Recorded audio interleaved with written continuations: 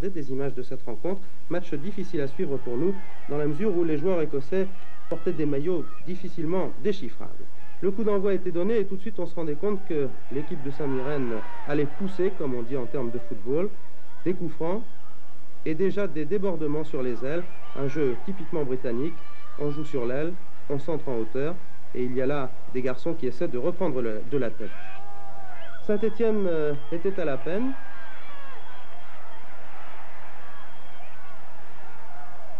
Ici une intervention de Christian Lopez et un tir du numéro 3 Beckett juste à côté des buts gardés par Castaneda. Saint-Étienne réagissait bien cependant et ne pliait pas en cette première mi-temps. Rousset débordait, il allait être fauché. Le coup franc était tiré par Larios, bien bloqué par le gardien Thompson. Corner pour Saint-Mirren, il allait y en avoir beaucoup. Cafouillage devant les buts de la SSE. Une situation classique en Coupe d'Europe. À nouveau Rousset qui partait balle au pied et qui, une nouvelle fois, allait être fauché. Un nouveau coup franc pour une autre action. C'est Zanon qui allait le tirer. Et une nouvelle fois, le gardien Thompson allait s'interposer avec Van. La mi-temps intervenait sur le score de 0-0, sous l'œil des caméras de la BBC. 0-0, c'était un bon score pour les Stéphanois, qui avaient fait une bonne première mi-temps. Et ça repartait en deuxième mi-temps avec Saint-Étienne à l'attaque. Et un tir de Battiston, que vous allez voir. Le gardien relâche la balle, malheureusement personne n'a suivi. Et il va pouvoir s'en saisir en deux temps.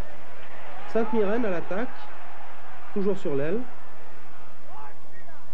Johnny Rep débordé, un centre et une intervention décisive de Castaneda. C'était la première, ça n'allait pas être la dernière. Saint-Étienne à l'attaque, vous voyez que ça allait très vite. Rousset, un tir, de peu à côté. Nouvelle attaque pour Saint-Étienne, une très belle occasion. Vous allez le voir, Rousset va hériter du ballon. Il va tergiverser quelque peu. Et c'est Rep qui arrive dans une folle course, seul en face du gardien Thompson, et qui malheureusement échoue. Johnny Rep très déçu, qui croyait marquer un but. Nouvelle action, cette fois par Paganelli, qui déborde rapidement sur l'aile gauche. Il se présente seul en face du gardien et d'un défenseur. Il est fauché. Il réclame le pénalty. L'arbitre, M. Sorensen, ne le lui accordera pas. Désormais, Saint-Mirren va réagir, toujours par les ailes. Et ici, une action qui ne donne rien. Castaneda pourra s'emparer du ballon avec l'aide de Janvion. Encore Saint-Mirren sur les ailes. Et un tir de peu à côté. Une reprise de volée manquée d'Abercrombie. Corner encore. Première grande parade de Castaneda. Un arrêt réflexe sur une tête de Copeland. À la 71e minute, Zimaco va remplacer Paganelli.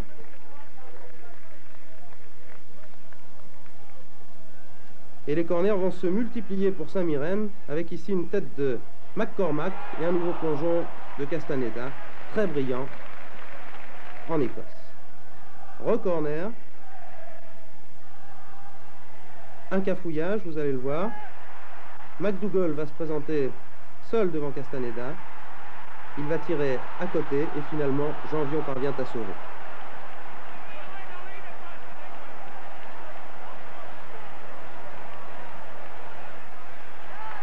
Sur cette action, encore un centre. Les Britanniques les affectionnent. Sortie du point de Castaneda qui est gêné, vous l'avez peut-être vu, mais qui parvient à regagner ses buts et qui se saisit du ballon.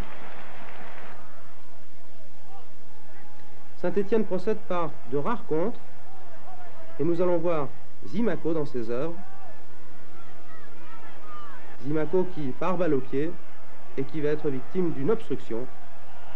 Coup franc, il ne donnera rien. Et Saint-Mirren repart, poussé par son public. Saint-Mirren qui évolue pour la première fois en Coupe d'Europe et qui est très motivé. Castaneda boxe la balle et plonge très courageusement dans les pieds de Stark. Saint-Étienne a eu chaud. Enfin, dernière action qui nous a semblé importante de cette rencontre, l'avertissement, le carton jaune infligé à Castaneda, la vedette du match, par M. Sorensen, qui lui a reproché de temporiser. Vous allez le voir, Castaneda va tirer cette fois, mais l'arbitre a déjà sifflé. Il se précipite vers le gardien de la SSE et lui inflige un carton jaune malgré les protestations de Christian Lopez.